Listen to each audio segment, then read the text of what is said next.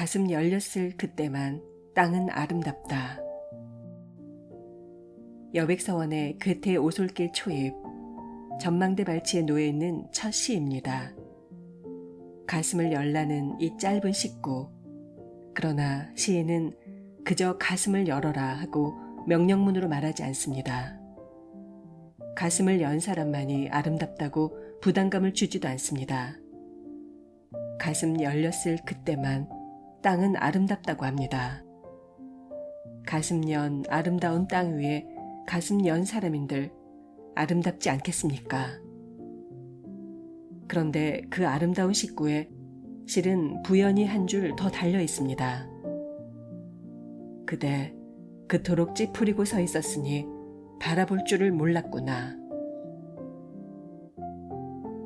가슴을 열어야 아름다운데 그 열린 가슴을 아름다움을 바라볼 줄도 모르는 사람은 얼마나 어리석은지 못을 박는 말입니다.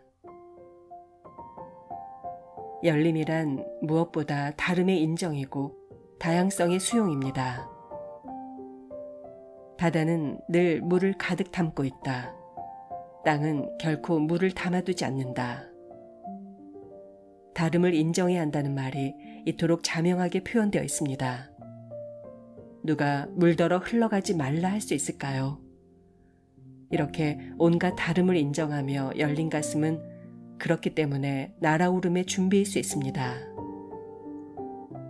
멀리 저 밖으로 나가기를 그리워하면서 그대 민첩한 비상을 준비하고 있구나. 자신에게 충실하라. 또 남들에게 충실하라. 그러면 이 협소한 곳이 충분히 넓다. 가슴 열지 않는다면 아무리 돈을 쓰고 온 세상을 여행 다닌들 무슨 소용이 있을까요? 열린 가슴으로 우리가 가장 먼저 만날 수 있는 것 역시 사람입니다. 젊은 날 괴테는 여행지에서 한 사람을 만나고는 이렇게 씁니다. 스위스 산악지대를 돌아다닐 때였습니다. 장엄하게 이를 데 없는 알프스 산악의 경치에 대한 감탄과 묘사도 있지만 가장 절실한 글은 사람에 대한 것이었습니다.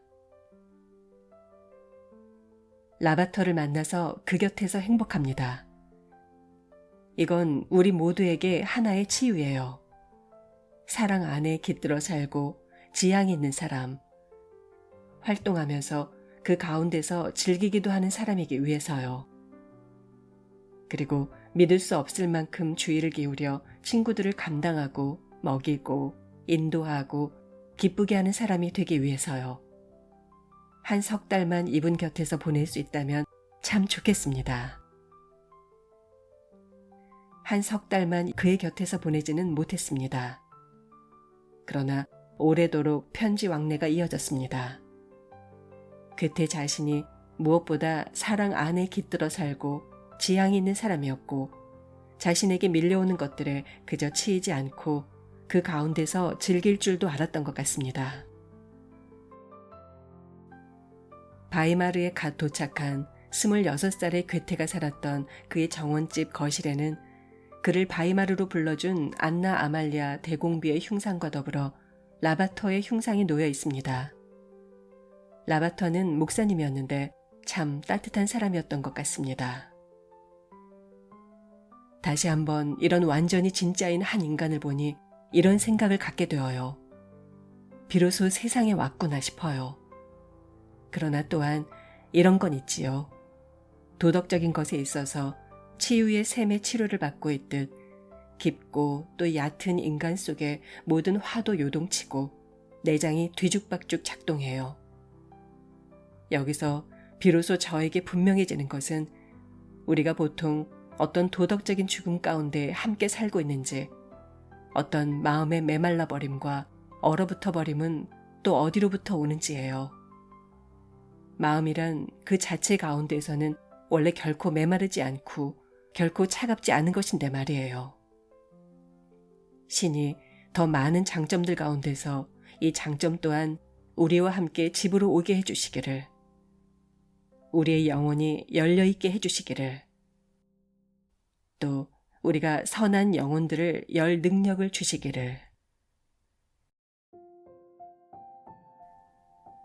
이런 젊은이가 라바터만 그렇게 만났을까요? 또 그렇게 만났으니 만난 사람이 오죽 많겠으며 그런 호기심으로 세계를 만났으니 그로 인해서 자신의 세계가 얼마나 풍요로워졌을까요? 라바터는 헤아릴 수 없이 많은 괴테의 인물사전 속에 그저 한 사람에 불과합니다.